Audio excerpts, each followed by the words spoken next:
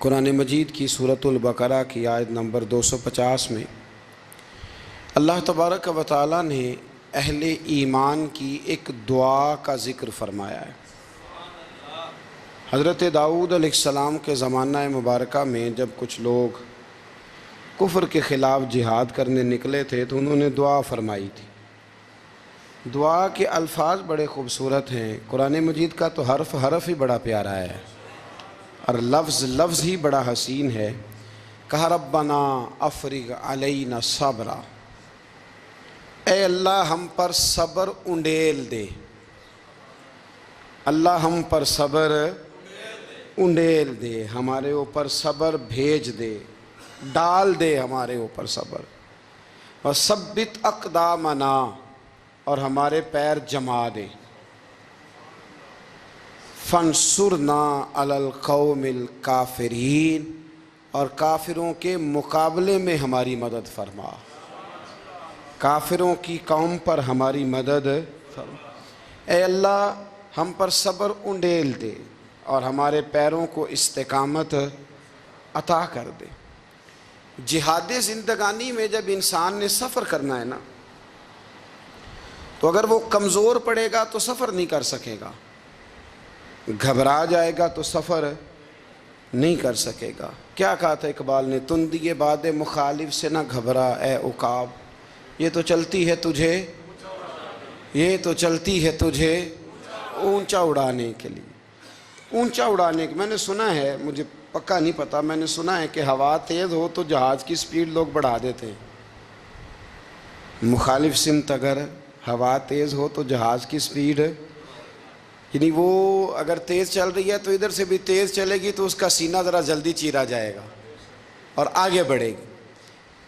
صبر اور استقامت، اگر آپ نے زندگانی میں آگے بڑھنا ہے تو ان دو چیزوں کا وجود آپ کے ساتھ ہونا بڑا ہی ضروری ہے۔ ہمارے مزاجوں میں بڑی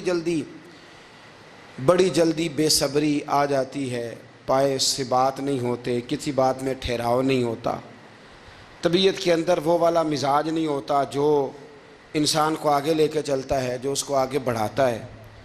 اگر آپ نے آگے بڑھنا ہے تو پھر ذرا آپ میں کہ مزاج میں ٹھہراؤ ہونا چاہیے، پھر ذرا تھوڑا سا سکون ہونا چاہیے۔ میرے رسول کریم علیہ السلام کی خدمت میں ایک شخص نے عرض کیا تھا، یا رسول اللہ صلی اللہ تعالی وسلم مجھے کوئی ایسی نصیحت کر دیں کہ پھر مجھے کسی اور سے پوچھنے کی ضرورت نہ رہے۔ تو حضور نے ایک ہی جملہ کہا، فرمایا جب تو نے کہا نا کہ اللہ میرا رب ہے، پھر ڈٹ جا،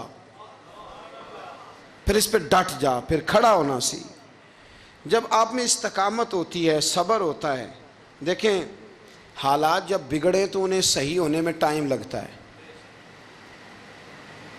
کہ فوراً ٹھیک ہو جاتے ہیں۔ آپ بیمار ہو گئے، تکلیف ہوئی، کوئی آپ کو بیماری لگ گئی، آپ ڈاکٹر صاحب کے پاس گئے، انہوں نے آپ کو دیکھا، ٹریٹمنٹ کی، پھر دوائیاں لکھیں، پھر انہوں نے آپ کو کہا کہ آپ کو 1 ہفتہ یا 1.5 ہفتہ دوائی کھانی ہے، یہ ایک شربت کی شیشی ہے، یہ ایک بوتل ہے، یہ ایک سیرپ ہے، 1 چمچ صبح 1 شام، اور پورا ہفتہ آپ نے استعمال کرنا ہے۔ اب آپ تو کہہ رہے تھے کہ میں نے ابھی ٹھیک ہونا ہے گھنٹے کے بعد، تو سارا نہ پی لوں، سیرپ سارا نہ پی لوں ابھی، اور 1.5 ہفتے کی دوائی ابھی نہ کھا لوں، تھوڑی تھوڑی کر کے بھی تو کھانی ہے نا، ساری کٹھی نہ کھا لوں، ہو جائیں گے ٹھیک؟ کیا خیال ہے آپ کا؟ نہیں ہوں گے۔ کیوں؟ اس لیے کہ جس ترتیب سے ڈاکٹر نے آپ کو بتلایا ہے، آپ کا وجود اسی ترتیب سے اسے قبول کرے گا۔ آپ کا جو وہ مرض ہے وہ اسی ترتیب سے بہتر ہوگا جس ترتیب سے ڈاکٹر نے، طبیب نے، حکیم نے آپ کو بتلایا ہے، اسی مرتب ترتیب سے آپ نے اس کو دوا کو استعمال کرنا ہے، تو اسی ترتیب سے وہ سارے معاملات ٹھیک ہوں گے۔ اب آپ کا تو منشا تھا کہ میں نے سویرے فوراً اٹھنا ہے اور میں نے دوا کھانی ہے تو میں نے فٹافٹ ٹھیک ہو جانا ہے، تو بھئی یہ آپ کی منشا تو ہے، لیکن حکمت کا تقاضا یہ نہیں ہے۔ حکمت کا تقاضا یہ ہے کہ آپ کو 1 گولی کھانی ہے، 1 چمچ سیرپ کا پینا ہے، آپ کو مناسب پرہیز کرنا ہے، اس کے بعد جا کے آپ کی طبیعت ٹھیک ہوگی۔ لیکن اگر آپ کا یہ پروگرام بن گیا ہے کہ نہیں میں نے تو شام کو ہی ٹھیک ہونا ہے، تو یہ ممکن نہیں ہے۔ اس کے لیے آپ کو ذہنی طور پر تیار ہونا چاہیے، آپ کو سمجھنا چاہیے کہ بہت ساری چیزیں ایسی ہوتی ہیں جنہیں وقت دینا پڑتا ہے۔ بہت سارے حالات ایسے ہوتے ہیں جنہیں ٹائم دینا پڑتا ہے، وہ اپنے وقت پر جا کے چیزیں درست ہو جاتی ہیں، لیکن ہم چاہتے ہیں کہ ہم ابھی کریں، سویرے کریں، شام کریں، وہ کئی دفعہ صحیح کرنے کی بجائے ماحول کو ہم خراب کر لیتے ہیں۔ انہیں وقت دیں، انہیں ٹائم دیں، انہیں موقع دیں۔ میرے رسول کریم صلی اللہ تعالیٰ علیہ وآلہ وسلم ہجرت سے چند دن پہلے نا خانہ کعبہ کو اندر سے دیکھنے کا دل کیا میرے نبی پاک کا، کیا مجھے مکہ چھوڑ کے مدینہ طیبہ جانا ہے تو میں ذرا کعبہ معظمہ کے اندر سے زیارت کر لوں۔ عثمان بن طلحہ ایک شخص تھا جو کلید بردار تھا، جس کے پاس خانہ کعبہ کی چابی ہوتی تھی۔ حضور صلی اللہ تعالیٰ علیہ وسلم نے اس سے کہا کہ بھائی چابی ذرا دے دو، میں خانہ کعبہ کے اندر سے زیارت کرنا چاہتا ہوں۔ کہنے لگا کوئی اور ہوتا تو میں دے دیتا، آپ کو نہیں دوں گا، معاذ اللہ ثم معاذ اللہ۔ میرے رسول پاک کی بات نہ ستارے بھی مانتے ہیں، چاند بھی مانتا ہے، سورج بھی مانتا ہے۔ حضور اگر سورج کو کہنا واپس آ، حضرت علی نے نماز پڑھ لیا تو وہ آ جاتا ہے، اور اگر حضور فرما دیں چاند کو 2 ٹکڑے ہو جا تو وہ 2 ٹکڑے ہو جاتا ہے۔ سورج بھی بات مانتا ہے، چاند بھی بات مانتا ہے۔ یہ سارے میرے رسول کریم علیہ السلام کے غلام ہیں۔ جہاں جہاں تک رب کریم کی خدائی ہے وہاں میرے حبیب کی مصطفائی ہے۔ حضور وہیں چاہتے نا وہیں چاہتے تو حضرت عمر اگر حکم دیں تو زمین تیل واپس کرتی ہے، تو حضور حکم دیتے تو وہ کافر اندر دھنسا لیتی زمین، سارا کام اسی وقت ہو جاتا۔ لیکن حضور نے کیا فرمایا؟ جب عثمان بن طلحہ نے کہا نا کہ آپ کو چابی نہیں ملے گی، اللہ کے رسول نے فرمایا عثمان ایک وقت آئے گا جب یہ چابی تجھ سے میں لوں گا، اور جس کو میرا دل کرے گا میں اسے دوں گا۔ ایک وقت آئے گا کہ یہ میں تجھ سے لوں گا، اور پھر جس کو میرا دل چاہے گا میں اس کو وہ چابی دوں گا۔ میرے نبی کریم رؤوف الرحیم سید عالم صلی اللہ علیہ وسلم نے وقت دیا۔ کتنا وقت لگا؟ 2 دن، 4 دن، 5 دن، 10 سال لگ گئے۔ حضور نے مکہ کو فتح کیا، حضور تشریف لائے، وہی چابی عثمان بن طلحہ کے پاس تھی۔ محبوب کریم نے بت توڑنے تھے، کعبہ کو ان سے پاک کرنا تھا، فرمایا لاؤ نا چابی کدھر ہے؟ عثمان کہتے ہیں حضور نے تو بات نہیں جتلائی، پر مجھے وہ لفظ یاد تھے کہ عثمان ایک وقت آئے گا، ایک سمجھیے گا بات کو، ایک وقت آئے گا جب چابی میں لوں گا، اور پھر جس کو میرا دل کرے گا میں اسے، پھر وقت آ گیا، پھر حضور نے چابی لے لی، پھر نبی پاک نے بت توڑے، پر قربان جاؤں مدینے والے محبوب کے طریقے پر، فدا ہو جائیں حضور علیہ الصلوۃ والسلام کے کمال درگزر پر۔ جب حضور فارغ ہوئے نا بیت اللہ کو صاف کر کے تو فرمایا کدھر ہے ابھی عثمان بن طلحہ؟ وہ آئے تو حضور فرمانے لگے یہ چابی پہلے تیری خاندانی وراثت تھی، پھر میں نے اپنے وعدے کے مطابق لے لی، اب میں تمہیں واپس کر رہا ہوں، اب یہ چابی میں تمہیں واپس کر رہا ہوں، میں یہ چابی میں تمہیں دے رہا ہوں، لہٰذا اب تیری نسل سے بھی قیامت تک کوئی نہیں لے گا، میں تمہیں یہ چابی دے رہا ہوں۔ تو بھائی وقت کا انتظار کریں۔ اور عثمان بن طلحہ کہتے ہیں میں نے حضور کا یہ کمال کرم دیکھا تو میں کلمہ ہی پڑھ گیا، میں مسلمان ہی ہو گیا۔ وقت کو دیکھیں، وقت کا انتظار کریں، آنے والا ٹائم دیکھیں۔ ہم نا ٹائم نہیں دیتے، ہمیں جلدی بڑی ہے، کاروبار ٹھیک ہو جائے تو شام کو ہو جائے، بچہ تندرست ہو جائے تو پھر شام کو ہو جائے، مخالفین ٹھیک ہو جائیں تو شام کو ہو جائیں۔ ہمارے سارے کام شام سے پہلے، بلکہ جو ولی بننا چاہتا ہے وہ بھی کہتا ہے 1.25 گھنٹے میں بنا دو، لیٹ نہ کرو۔ کیونکہ بہت سارے تو کہتے ہیں یہ ایک نظر کریں، میں نے کہا آپ کوئی عمل بھی کریں نا، آپ تھوڑی محنت بھی کریں نا، کہتے ہیں ایک نظر کریں۔ ہمارے درویش کہا کرتے تھے کہ آج کل مرید کہتے ہیں نہ نماز پڑھاؤ، نہ روزہ رکھاؤ، نہ وظیفہ کراؤ، نہ کوئی اور کام کراؤ، سانو میں ایویں ہی بخشاؤ۔ تو بھئی اللہ نے خود 5 نمازیں فرض کی ہیں، رمضان کے روزے فرض کیے ہیں، زکوٰۃ فرض۔ تو جب اللہ نے ذمہ داریاں لگائی ہیں تو پھر کون ہے جو بغیر ذمہ داریوں کے آگے جائے؟ تو اپنی زندگی میں چیزوں کو سمجھیں، غور کریں، وقت آپ کو دینا ہے، اور جب آپ وقت دیتے ہیں تو بہت سارے معاملات ٹھیک ہو جاتے ہیں۔ حضرت عمار بن یاسر بڑا شروع میں کلمہ پڑھا، ان لوگوں نے بڑی تکلیفیں اٹھائیں جنہوں نے آغاز اسلام میں کلمہ پڑھا، حالات اور طرح کے تھے۔ میرے حضور کو بڑی اذیتیں دی جاتی تھیں۔ ابو لہب، عقبہ بن ابی معیط، یہ حضور کے دو ہمسائے تھے۔ کچھ نفسیاتی تکلیفیں لوگ دیتے ہیں، ذہنی طور پر پریشان کرتے ہیں، مزاج ہوتا ہے۔ وہ دونوں کیا کرتے تھے؟ وہ سارا اپنے گھر کا کوڑا کرکٹ لا کے حضور کے دروازے پر پھینک جاتے۔ تو نبی کریم صلی اللہ تعالی وسلم فرماتے تھے کیا خوبصورت حق ہمسائیگی ادا کرتے ہو، کیا اچھا تم حق ہمسائیگی۔ اور دونوں طرف کے ہمسائے تکلیف دیتے، اذیت دیتے، حضور کو پریشان کرتے۔ حضرت عبداللہ ابن مبارک رحمۃ اللہ علیہ کا ہمسایہ بھی اسی طرح کرتا تھا۔ وہ اپنے گھر کا سارا گند کچرا اٹھا کے آپ کے گھر میں پھینک دیتا۔ ایک دن بھی پھینکا، 2 دن بھی پھینکا، 3 دن بھی پھینکا، 4 دن بھی پھینکا، 5 دن بھی پھینکا، مہینوں بیت گئے، مہینوں بیت گئے۔ ایک دن کہنے لگا میں روز کچرا پھینکتا ہوں، خود ہی کہنے لگا آپ کو تکلیف نہیں ہوتی؟ آپ فرمانے لگے میں نے ایک برتن رکھ دیا، ایک جھاڑو رکھ دیا ہے، جب تو کچرا پھینکتا ہے تو میں اٹھا کے باہر پھینک آتا ہوں، اب تو بند نہ کرنا اس لیے کہ مجھے عادت ہو گئی ہے۔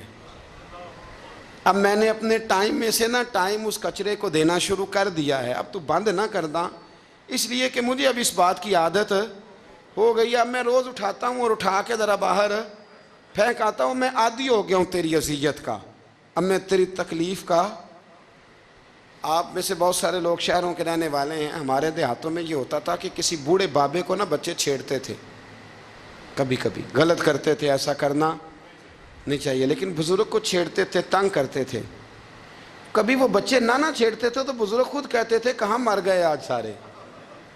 اصل میں وہ پیار ہوتا تھا، وہ پیار لگ جاتا تھا، بتاتے نہیں تھے، لیکن علاقے کے بچوں کے ساتھ وہ غصہ ہوتا تھا، وہ چھیڑتے تھے۔ لیکن کئی دفعہ کوئی بندہ دشمنی کرتا ہے تو بندے کو اللہ کے قریب کر دیتا ہے، سجدے کا ذوق بڑھ جاتا ہے، عبادت کا مزاج بڑھ جاتا ہے، انسان کی طبیعت کے اندر خاص قرب آتا ہے۔ حضرت عمار بن یاسر رضی اللہ تعالیٰ عنہ فرماتے ہیں کہ بڑی تکلیف دیتے۔ حضرت عمار بن یاسر رضی اللہ تعالیٰ عنہ کی جو والدہ ہیں وہ اسلام کی پہلی شہیدہ ہیں، حضرت سمیہ ان کا نام تھا، اسلام کی پہلی شہیدہ۔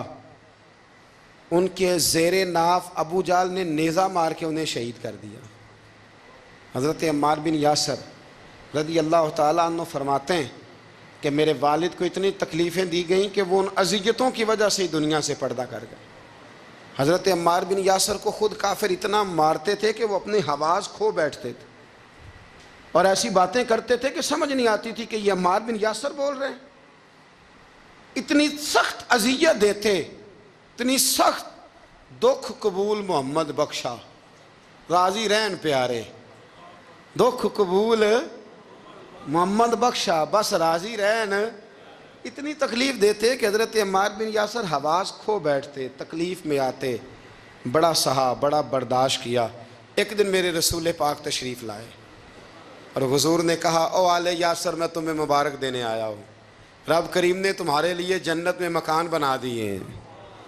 حضور نے تمہارے لیے، اللہ نے تمہارے لیے جنت میں مکانات، تمہیں مبارک ہو، تمہاری اذیتیں، تمہاری تکلیفیں، تمہارے درد، تمہاری راتیں کام آ گئیں، مالک نے تمہارے لیے مکانات بنا دیے ہیں، حالات ٹھیک کر دیے ہیں، طبیعتوں میں بہتری آ گئی ہے۔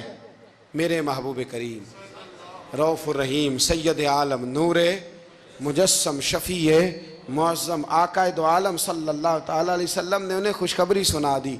حضرت عمار کہتے ہیں پھر حالات بدلے، پھر میں نے جو مجھے اذیتیں دینے والے تھے میں نے انہیں گڑھوں میں گرتے دیکھا۔ آپ فرماتے ہیں ابو جہل کی لاش اٹھانے والا بھی بدر میں کوئی موجود نہ تھا، اور ابو لہب جو مجھے تکلیفیں دیتا تھا وہ مکے کے چوک میں مرا ہوا پڑا تھا، پر کوئی اس کے قریب جانے والا بھی موجود نہ تھا، کوئی نہیں تھا۔ آپ فرماتے ہیں وہ حالات بھی۔ حضرت عمار کا اپنا کیا حال ہوا؟ حضرت خالد بن ولید رضی اللہ تعالیٰ عنہ بڑے بہادر ہیں، حضور نے فرمایا یہ اللہ کی تلوار ہے، یہ اللہ کی، بڑے بہادر تھے، بڑے شیر دل تھے۔ فرماتے ہیں کبھی معذرت نہیں کرنی پڑی، کبھی جھکنا نہیں پڑا، کبھی کسی کی منت نہیں کی۔ اللہ نے طاقت اتنی عطا فرمائی تھی، ہمت، حوصلہ، صبر، استقامت اتنا دیا، کبھی کسی جگہ پشت نہیں لگی، لیکن فرماتے ہیں کسی وجہ سے نا ایک دن میرا عمار بن یاسر کے ساتھ کسی بات پہ اختلاف رائے ہو گیا، جھگڑا ہو گیا۔ توجہ ہے میری بات پر؟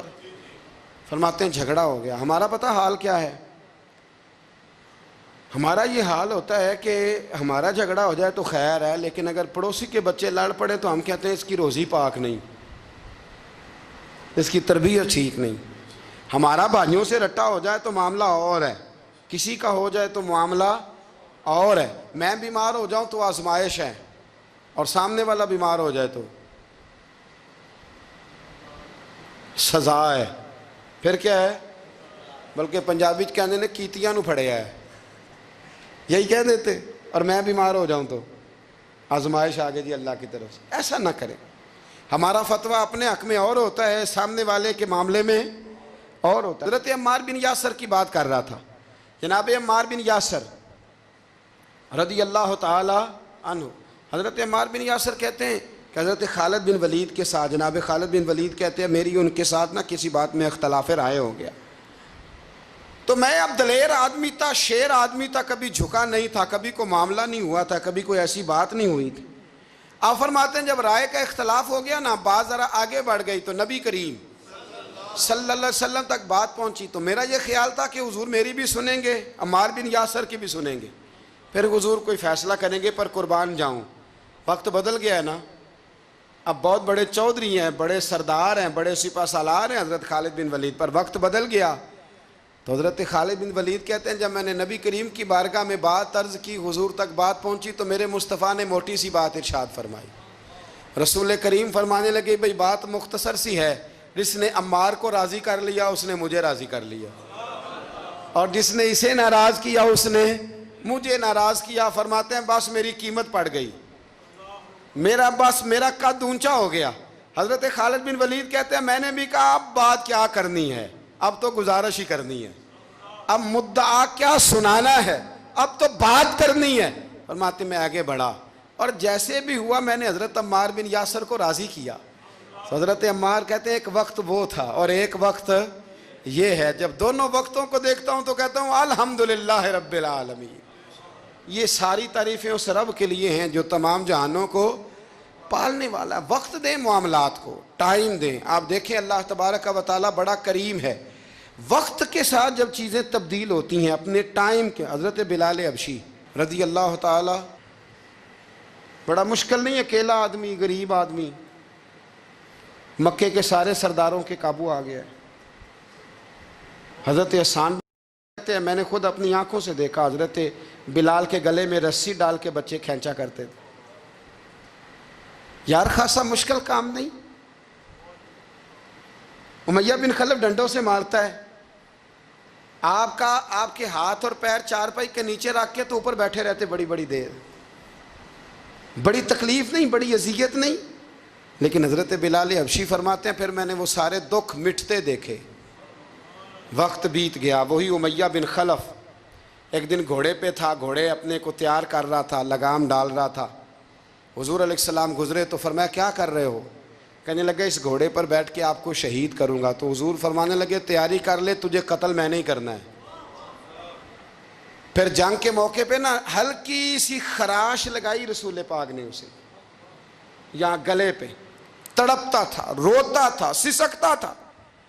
لوگ کہتے تھے امیہ کیا ہو گیا، اتنا سیانہ بندہ یہ کیا کرتا ہے؟ تو کہنے لگا تمہیں پتہ نہیں مجھے تکلیف کتنی ہے، ضرب تو چھوٹی ہے پر تمہیں پتہ نہیں لگائی کس نے ہے تو چھوٹی پر تمہیں خبر نہیں کہ لگائی کس نے ہے، کس نے یہ ضرب لگا دی ہے۔ پھر تڑپ کر سسک کر مرا۔ حالات بدل جاتے ہیں، حالات میں تبدیلیاں آ جاتی ہیں۔ ہم وقت نہیں دینا چاہتے، ہمارے اندر جو حوصلے کی کمزوری ہوتی ہے، ہمارے اندر جو وہ ایک بہت بڑا معاملہ ہوتا ہے کہ کسی بھی طریقے سے یہ معاملہ ختم ہو، کسی بھی طریقے سے شفا ہو، جلد از جلد ہم اس بات سے نکلیں، تو یہ بات ہماری درست نہیں ہے۔ ہمیں وقت دینا چاہیے۔ حضرت سیدنا عاصم بن ثابت بن قیس بخاری میں بھی موجود ہے، اور بھی بہت ساری کتب میں یہ روایت موجود ہے۔ حضرت عاصم بن ثابت بن قیس رضی اللہ تعالیٰ عنہ آپ نے نا جنگ احد میں بڑی دلیری کے ساتھ آپ لڑے تھے. 2 لوگوں کو آپ نے قتل کیا تھا, مصافے اور حارث کو. ان کی والدہ سلافہ بنت سعد. سلافہ بنت سعد بڑی مالدار عورت تھی, بڑی تیز تھی. اس نے قسم کھائی تھی کہ میرے 2 بیٹے چونکہ حضرت عاصم بن ثابت نے قتل کر دیے. اس نے قسم کھائی تھی کہ میں نا معاذ اللہ انہیں قتل کراؤں گی اور ان کی گردن اترواؤں گی اور ان کی کھوپڑی میں شراب بھر کے پیوں گی. جملے بولنے والے کئی دفعہ بڑا ہی بول جاتے ہیں. حضرت عاصم بن ثابت بن قیس رضی اللہ تعالیٰ, سلافہ بن سعد کہنے لگی کہ میرے بیٹے چونکہ انہوں نے قتل کیے تو 100 اونٹ دوں گی جو انہیں شہید کرے گا, اور پھر میں معاذ اللہ ان کی گردن اتروا کے کھوپڑی کے اندر شراب بھر کے پیوں گی. حضرت عاصم بن ثابت بڑے بہادر تھے, قابو نہ آ سکے. کافروں نے ایک چال چلی کہ مدینے سے کچھ مبلغ مانگے تبلیغ کرنے کے لیے. بطور مبلغ کو مانگا لیکن رستے میں بددیانتی کی, جھوٹ بولا, ظلم کیا, انہیں گرفتار کیا اور گرفتار کر کے معاذ اللہ تعالیٰ انہیں بیچنا چاہا. حضرت عاصم بن ثابت کہنے لگے میں میدان کا آدمی ہوں, میں قید ہونے سے لڑائی کرنے کو بہتر سمجھتا ہوں. میں کفار کا قیدی ہونے سے شہید ہونے کو فضیلت دوں گا. تلوار نکال لی, نیزے نکال لیے, لڑنے لگے. اب اکیلا آدمی اور سامنے درجنوں بیسیوں لڑنے والے, سب کا رخ جب انہی کی طرف ہوا تو حضرت عاصم بن ثابت بن قیس رضی اللہ تعالیٰ عنہ سمجھنے لگے اب شہید ہو جاؤں گا. تو آپ نے ایک دعا مانگی, کہنے لگے اے اللہ میرے بدن کی حفاظت کرنا, اے اللہ میرے وجود کی حفاظت کرنا. گویا میری لاش کی یہ بے حرمتی نہ کریں, اللہ حفاظت کرنا. شہید کر دیے گئے. جیسے ہی آپ شہید ہوئے تو اب وہاں تو منت یہ تھی نا معاذ اللہ کے گلا کاٹیں گے اور معاذ اللہ کھوپڑی میں شراب پئیں گے. انہوں نے دعا کر دی یا اللہ حفاظت کرنا. آپ سب بھی دعا کریں یا اللہ ہماری حفاظت فرما, اے اللہ دنیا میں بھی حفاظت فرما, قبر میں بھی حفاظت فرما, حاسدوں سے, شریروں سے, مفسدوں سے, اے اللہ حفاظت کرنا. یہ دعا فرمائی. جب آپ شہید کر دیے گئے نا, لاش مبارک قریب تھی تو کافر گردن کاٹنے کے لیے آگے بڑھے تو سینکڑوں کی تعداد میں شہد کی مکھیاں آ گئیں. انہوں نے گھیرا ڈال لیا سارے وجود کو. اب کتنی کو مکھیاں اڑائیں, 1 کو اڑاتے ہیں 10 اور آ جاتی ہیں, 2 کو اڑاتے ہیں 10 اور ان کا خیال تھا شاید وجود کاٹنے آئی ہیں. وہ چلے گئے, کہنے لگے شام کو جب مکھیاں چلی جائیں گی تو دوبارہ آئیں گے. لیکن جب مکھیاں اڑی تو انہوں نے وجود کو چھوا بھی نہیں تھا. انہوں نے وجود کی حفاظت کی, دعا مانگی تھی اے اللہ ان سے میری حفاظت فرما, مجھے ثابت قدم رکھ. مکھیوں نے وجود کو چھوا بھی نہیں. اور جب رات ہوئی تو نہ بادل تھے, نہ پانی تھا, نہ ہوا تھی, لیکن اللہ نے پانی بھیجا, بارش آئی اور حضرت عاصم بن ثابت کی لاش کو بہا کے لے گئی. وجود بہا کے لے گئی. سویرے ڈھونڈتے رہے پر ان کا وجود کسی کو ملا. بعد مرن دے مکھڑا میرا ہو جاوے جے تازہ, پھر سمجھ لینا محبوب میرے نے آن پڑے ہے جنازہ. پھر سمجھ لینا محبوب میرے نے آن پڑے ہے.